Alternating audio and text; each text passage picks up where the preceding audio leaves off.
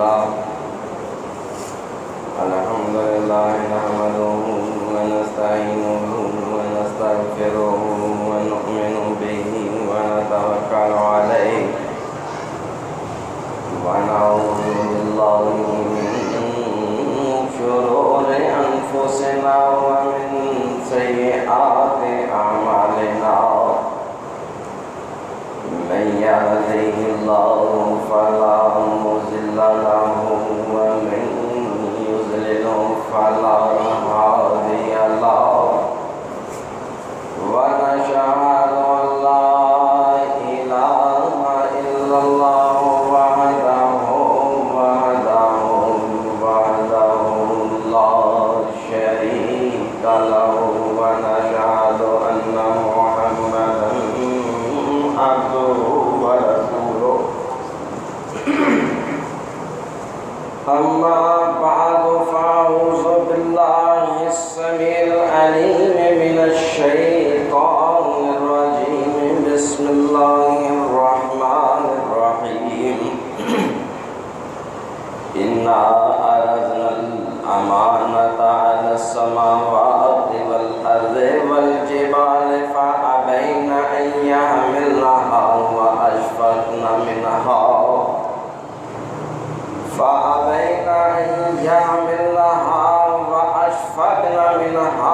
وحملها الإنسان إنه كان ظلوما جهولا صدق الله مولانا العظيم وصدق رسوله النبي الكريم وأنا على ذلك من الشاهدين والشاكرين والحمد لله رب العالمين 22واں سپارہ اور سورہ احزاب کے آخری رکوع کی آیت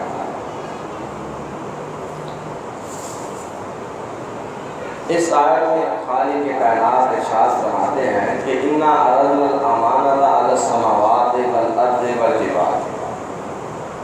ہم نے اس امانت یعنی قرآن کریم کو پیش کیا آسمانوں پر، زمین پر اور پہاڑوں پر،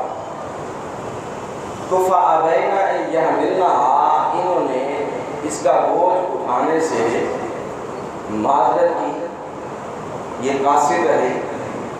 وَحَمَلَهَا الْإِنسَانُ وَأَشْفَقْنَ مِنْهَا، اور یہ ڈرے، وَحَمَلَهَا الْإِنسَانُ، اور پھر سے انسان نے اٹھایا، إِنَّهُ كَانَ ظَلُومًا جَهُولًا، بلا شبہ انسان بڑا ظلم کرنے والا اور بہت ہی زیادہ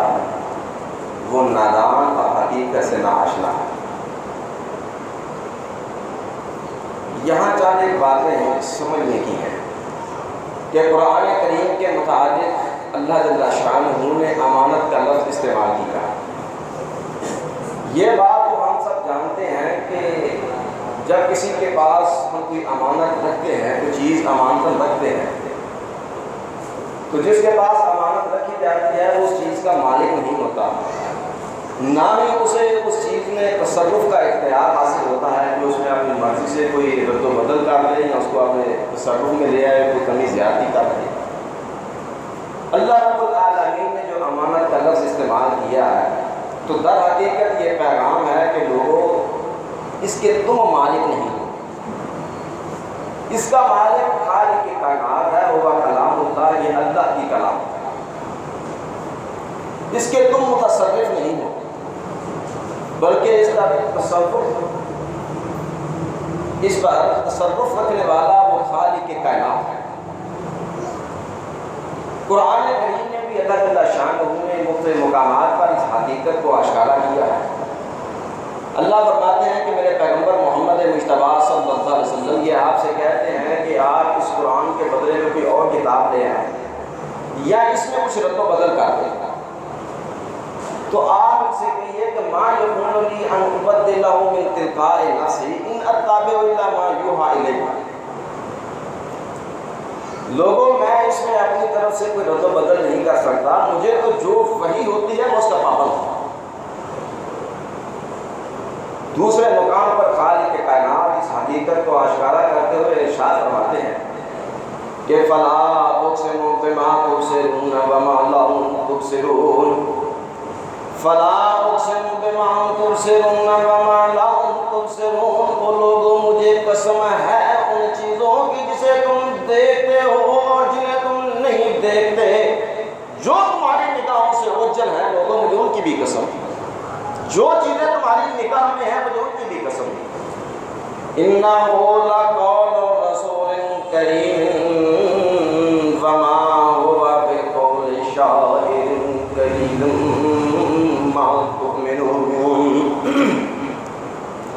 إِنَّهُ لَقَوْلُ رَسُولٍ كَرِيمٍ، وہ لوگوں یقین جاننا کہ یہ بڑے ہی عالی مقام، بڑے ہی عزت والے میرے پیغام پر کی زبانی ہے۔ یہ جو کلام تم تک پہنچا ہے یہ میرے بڑے عالی مقام، بڑی عزت اور شرف رکھنے والے میرے پیغام پر جبریل امین کی زبانی محمد مصطفیٰ صلی اللہ علیہ وسلم تک پہنچا ہے۔ وما ہوا بقول شاعر قلیلا ما تؤمنون، یہ کسی شاعر کا کلام نہیں ہے، بہت کم تم یقین کرتے ہیں۔ ولا بقول کاہن قلیلا ما تذکرون، اور نہ یہ کسی کاہن کی کلام ہے، بہت کم لوگوں تم نصیحت حاصل کرتے ہو۔ تنزیل من رب العالمین، یہ لوگوں تمہارے رب العالمین کی طرف سے نازل کرتا ہے۔ ہوا کتاب اللہ، یہ اللہ کی کتاب جو تمہارے پاس ہے، یہ تمہارے پاس امانت ہے، تم اس کے مالک نہیں ہو اور تمہیں اس میں تصرف کا بھی حق حاصل نہیں ہے،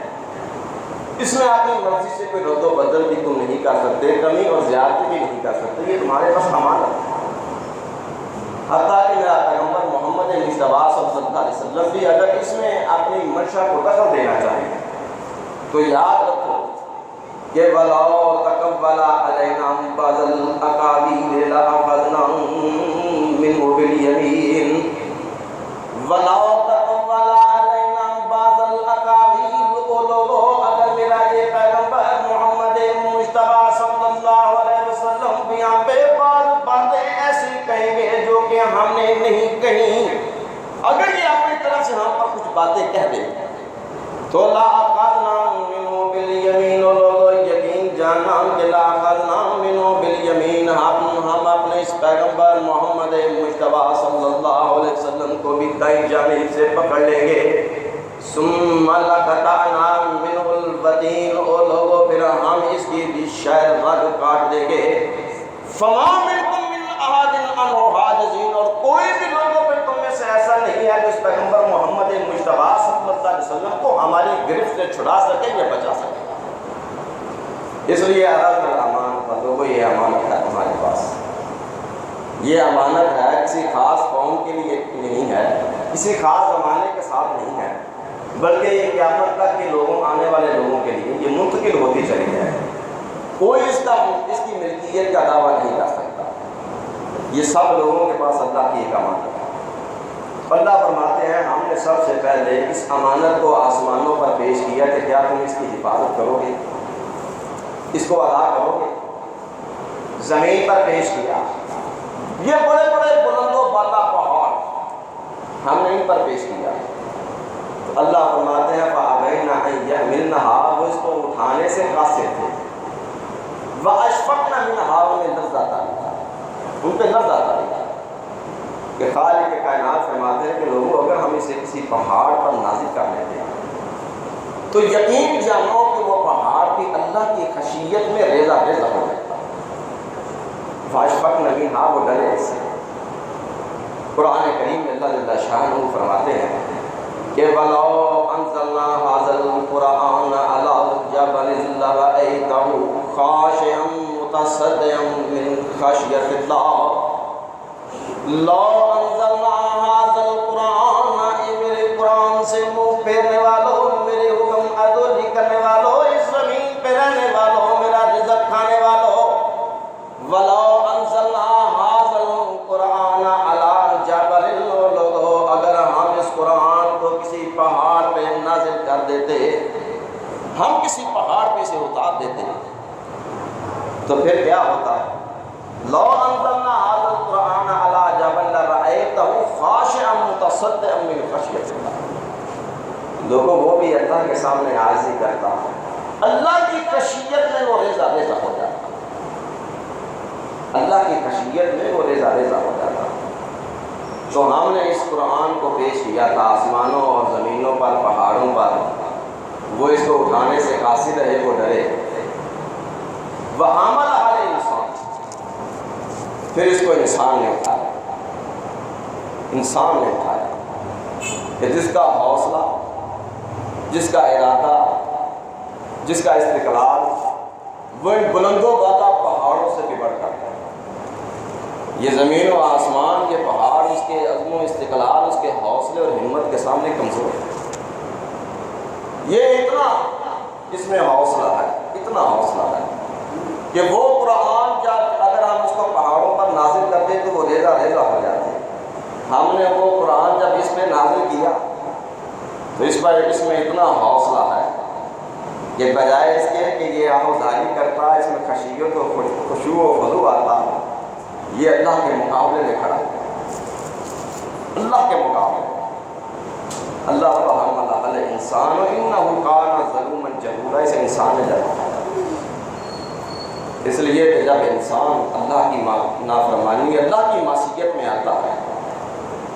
تو پھر یہ پہاڑ اس کے سامنے کچھ نہیں۔ اللہ فرماتے ہیں پھر ان بلند و بالا پہاڑوں سے، ان پتھروں سے لوگوں یہ سخت ہے۔ پتھر تو اللہ کی خشیت میں ریزہ ریزہ ہو جاتے ہیں، وہ تو اللہ کے خوف سے پھٹ جاتے ہیں۔ اگر نہیں کوئی اثر نہیں ہوتا تو اس انسان کو نہیں ہوتا۔ اللہ رب العالمین فرماتے ہیں کہ لوگوں پتھروں میں بعض پتھر ایسے بھی ہیں کہ وَإِنَّ مِنَ الْحِجَارَةِ لَمَا يَتَفَجَّرُ مِنْهُ الْأَنْهَارُ وَإِنَّ مِنَ الْحِجَارَةِ لَمَا يَتَفَجَّرُ مِنْهُ الْأَنْهَارُ، اور لوگوں پتھروں میں سے بعض پتھر ایسے بھی ہیں کہ جن سے تمہارے اللہ نے نہریں جاری کی ہیں۔ وہ پتھر ہیں، ایک ہی پتھر اور خالق کی کائنات نے 12 بنا چشمے وہاں سے جاری کر دیے ہیں۔ پتھروں میں تو ایسے بھی ہیں۔ وَإِنَّ مِنْهَا لَمَا يَشَّقَّقُ فَيَخْرُجُ مِنْهُ الْمَاءُ، اور لوگوں ان پتھروں میں کچھ ایسے بھی ہیں کہ جو پھٹ جاتے ہیں، ان سے پانی نکلتا ہے۔ بڑی بڑی بلندیوں پر لوگوں پھر ہم نے وہاں ان پہاڑوں میں سے چشمے جاری کی ہیں، بڑے صاف اور شفاف پانی کے چشمے ہیں۔ وَإِنَّ مِنْهَا لَمَا يَشَّقَّقُ فَيَخْرُجُ مِنْهَا وَإِنَّ مِنْهَا لَمَا يَهْبِطُ مِنْ خَشْيَةِ اللَّهِ، لوگوں ان پتھروں میں سے ایسے بھی ہیں جو اپنے اللہ کی خشیت میں گر پڑتے ہیں، جو ریزہ ریزہ ہو جاتے ہیں، وہ ایسے بھی ہیں۔ اگر ان سے کوئی سخت ہے تو وہ اللہ کا باغی اور نافرمان انسان ہے۔ جب وہ اللہ کی معصیت میں آتا ہے تو خالق کائنات فرماتے ہیں ہمارے سامنے کھڑا ہوتا ہے۔ یہ امانت وہ زمین و آسمان نہیں اٹھا سکے تھے، وہ ریزہ ریزہ ہو جاتے۔ یہ انسان نے اٹھائی تو اس کے مقابلے میں کیا ہوا کہ پھر یہ ہمارے سامنے کھڑا ہوا۔ یہ ہم سے یہ کہتے ہیں کہ اللہ اگر تم ہے تو پھر میں بھی ہوں۔ خالق کائنات قرآن کریم میں ارشاد فرماتے ہیں کہ اَوَلَمْ يَرَ الْإِنسَانُ أَنَّا خَلَقْنَاهُ مِن نُّطْفَةٍ فَإِذَا هُوَ خَصِيمٌ مُّبِينٌ۔ اَوَلَمْ يَرَ الْإِنسَانُ أَنَّا خَلَقْنَاهُ مِن نُّطْفَةٍ، اے میرے پیغمبر محمد مجتبیٰ صلی اللہ علیہ وسلم، کیا یہ انسان اس بات پہ غور و فکر نہیں کرتا کہ انا خلقناہ من نطفۃ، ہم نے اسے پانی کے ایک قطرے سے پیدا کیا تو فاذا هو خصیم مبین، پھر یہ ناگہاں ہمارے ہی سامنے کھڑا ہو گیا، یہ ہم ہی سے جھگڑنا شروع ہو گیا۔ انہ کان ظلوما جہولا، یہ بڑا ظالم ہے، یہ بڑا ظالم ہے، اپنی ذات پر یہ ظلم کرنے والا ہے۔ اس نے قرآن کو پڑھا، جانا، یاد کیا، پھر بلا لیا۔ اس سے بڑھ کر ظلم کیا ہوگا؟ اس سے بڑھ کر بدنصیب انسان کی کیا ہوگا؟ قرآن کو جانا، قرآن کو سمجھا، عمل نہ کیا، اس سے بڑھ کر بدنصیب کون ہوگا؟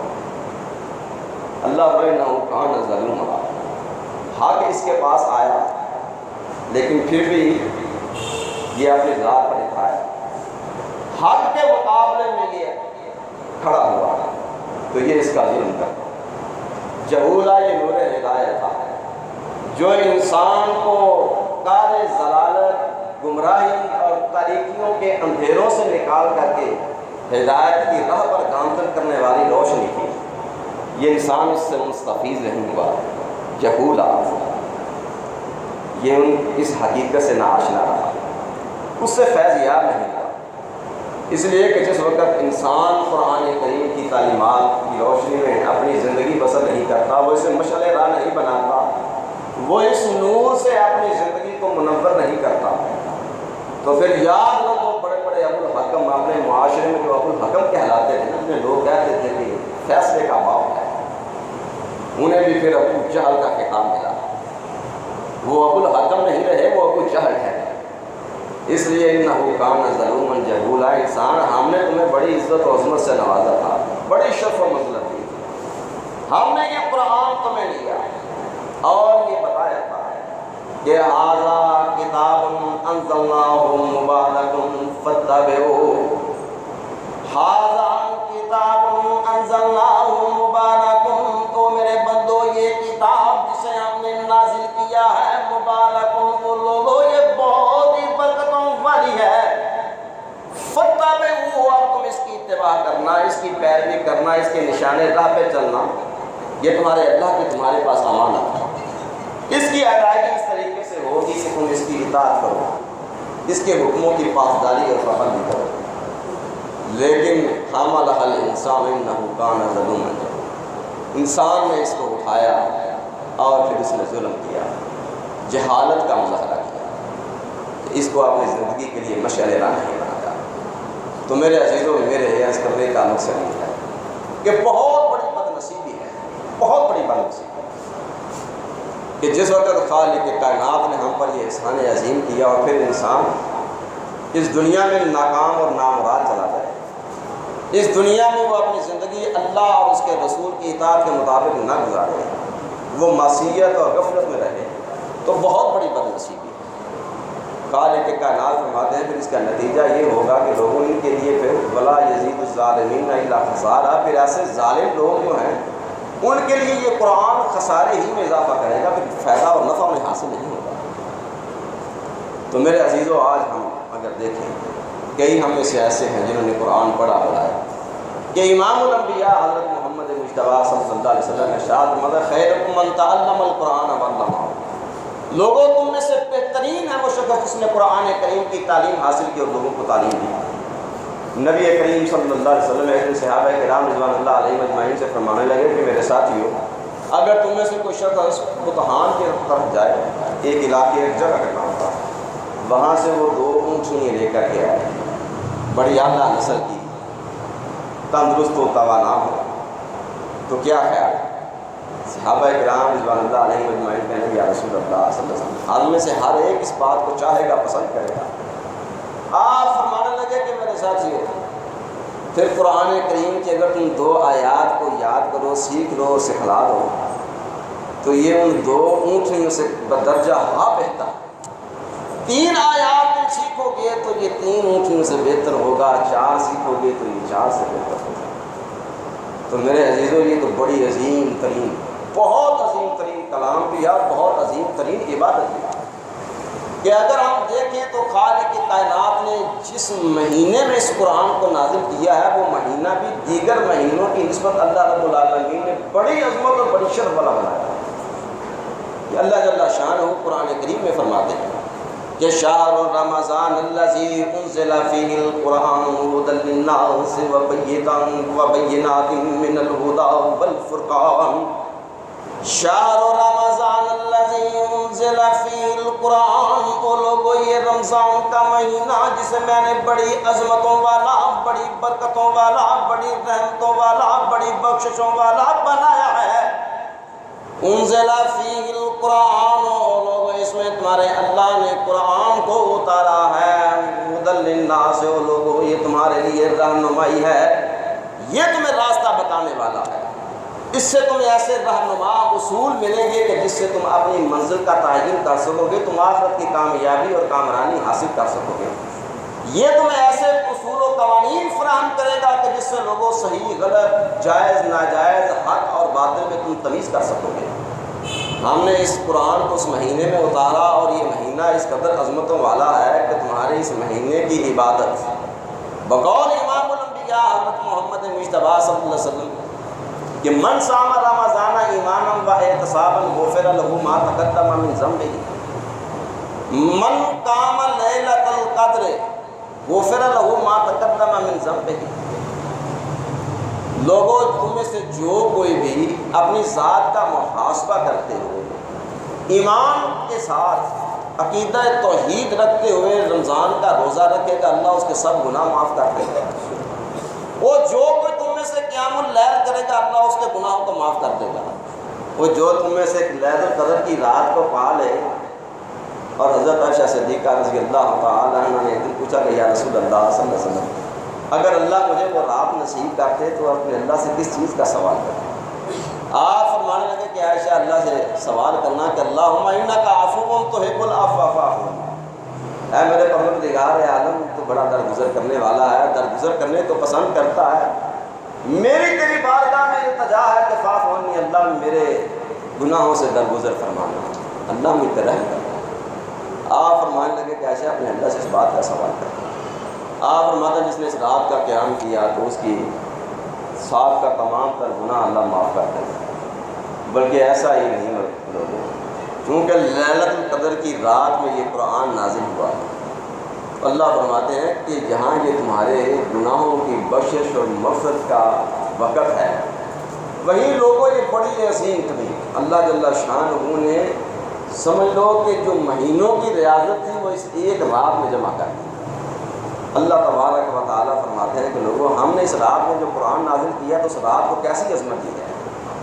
کہ انا انزلناہ فی لیلۃ القدر وما ادراک ما لیلۃ القدر،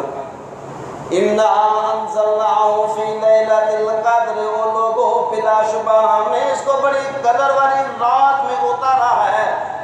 وما ادراک ما لیلۃ القدر، لوگوں کیا تمہیں پتہ ہے کہ یہ عظمت والی یہ قدر والی رات کون سی ہے؟ لیلۃ القدر خیر من الف شہر، او لوگوں یہ لیلۃ القدر کی رات 1000 مہینے کی شب و روز کی عبادت سے کئی درجے بہتر ہے۔ 1000 مہینے کی عبادت کے برابر نہیں بلکہ خیر من الف شہر 1000 مہینے کی عبادت سے بہتر ہے۔ لوگوں یہ ایک رات ہے جس رات میں قرآن نازل ہوا، اللہ فرماتا ہے 1000 مہینے کی شب و روز کی عبادت سے لوگوں بہتر ہے۔ تو میرے عزیزو جس سینے میں پھر یہ قرآن جمع ہوگا اور جس زبان پر اس قرآن کی تلاوت ہوگی، جو اس قرآن کو اپنے لیے مشعل راہ بنائے گا، پھر ان کا مقام و مرتبہ اور عظمت کیا ہوگا؟ یا انہیں پھر آگ چھوئے گی۔ والد محترم رحمۃ اللہ علیہ بارہ مرتبہ میں نے بذات خود مشاہدہ کیا، کئی لوگ اس بات کے باقاعدہ حیات شاہد کہ وہ آگ پر بسم اللہ الرحمن الرحیم پڑھ کے پھونک مارتے تو زبان پر آتے، فرمایا کرتے تھے یہ قرآن کی ایک آیت کی تاثیر ہے کہ پھر آگ آگ نہیں رہتی۔ اور جس وقت انسان اس قرآن کو سمجھے، چھاننے، عمل کرے، جس سینے میں یہ قرآن ہو، جس زبان پر اس کی تلاوت ہو، پھر کیا آگ انہیں چھوئے گی؟ وہ کیا وہ جہنم رسید ہوں گے؟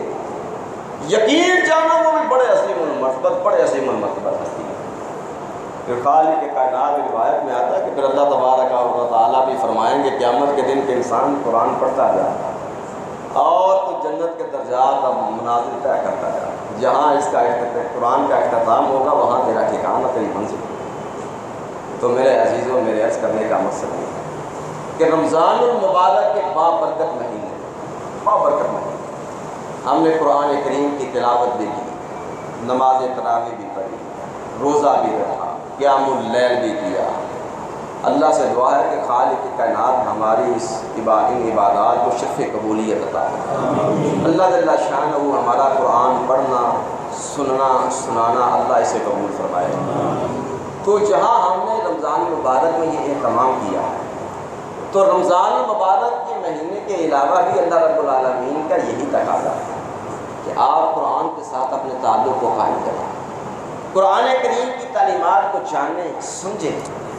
یہ محض قرأت کے لیے نہیں ہے کہ آپ اس کو بس پڑھیں، قرأت کر لیں،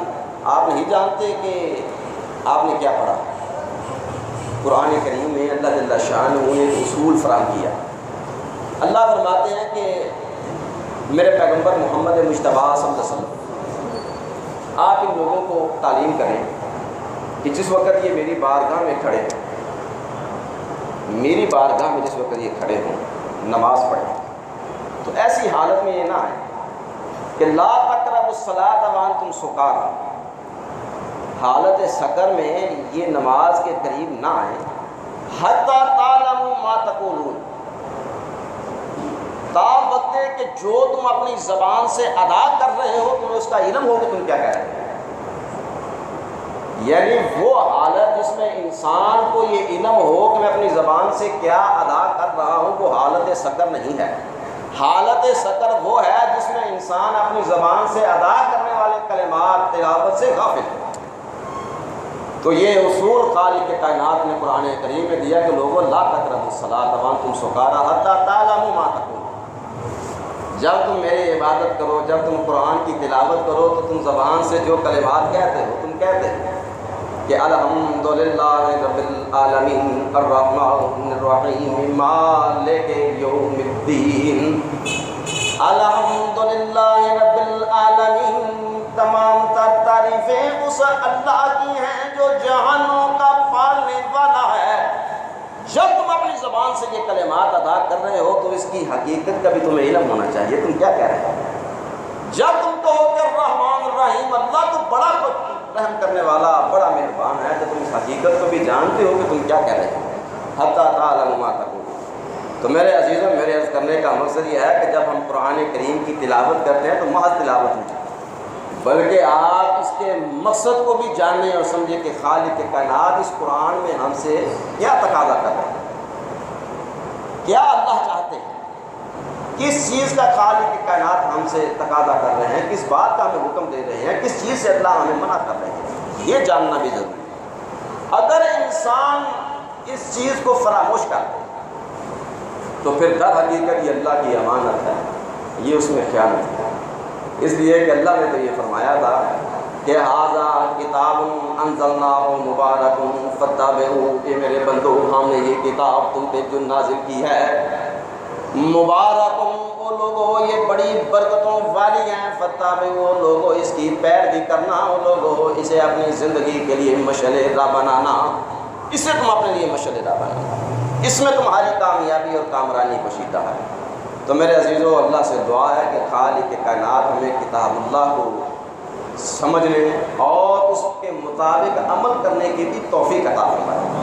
اللہ جل شانہ نے جو ہمیں امانت سونپی ہے، اس کی ادائیگی کا واحد طریقہ یہ ہے کہ ہم اس کی اتباع کریں۔ اگر اتباع نہیں کرتے تو پھر یہ اللہ کی امانت میں خیانت ہے، جس کا انجام کیا ہے؟ خالق کائنات فرماتے ہیں کہ لِيُعَذِّبَ اللَّهُ الْمُنَافِقِينَ وَالْمُنَافِقَاتِ وَالْمُشْرِكِينَ وَالْمُشْرِكَاتِ وَيَتُوبَ اللَّهُ عَلَى الْمُؤْمِنِينَ وَالْمُؤْمِنَاتِ وَكَانَ اللَّهُ غَفُورًا رَحِيمًا۔ اے میرے پیغمبر محمد مجتبیٰ صلی اللہ علیہ وسلم، ہم نے اس امانت کا بار انسان پہ ڈالا ہے۔ لِيُعَذِّبَ اللَّهُ الْمُنَافِقِينَ وَالْمُنَافِقَاتِ، یہ انسان تو بڑا اپنی ذات پہ ظلم کرنے والا ہے، یہ حق کے سامنے اترانے والا ہے، جہولا، یہ اس روشنی سے یہ فائدہ بھی نہیں اٹھاتا، یہ جہالت میں ہے۔ لِيُعَذِّبَ اللَّهُ الْمُنَافِقِينَ وَالْمُنَافِقَاتِ، لوگوں اس کا انجام کار یہ ہوگا کہ لِيُعَذِّبَ اللَّهُ الْمُنَافِقِينَ وَالْمُنَافِقَاتِ، جو اس امانت میں خیانت کرے گا ان کے لیے لفظ منافق کا استعمال کیا۔ امام الانبیاء صلی اللہ علیہ وسلم نے ارشاد فرمایا، من کان فیہ ثلاث کان منافقا، وہ آدمی جس میں یہ تین خصال ہوں وہ منافق ہے۔ اذا تؤمن خان، جب امانت دی جائے تو خیانت کرے،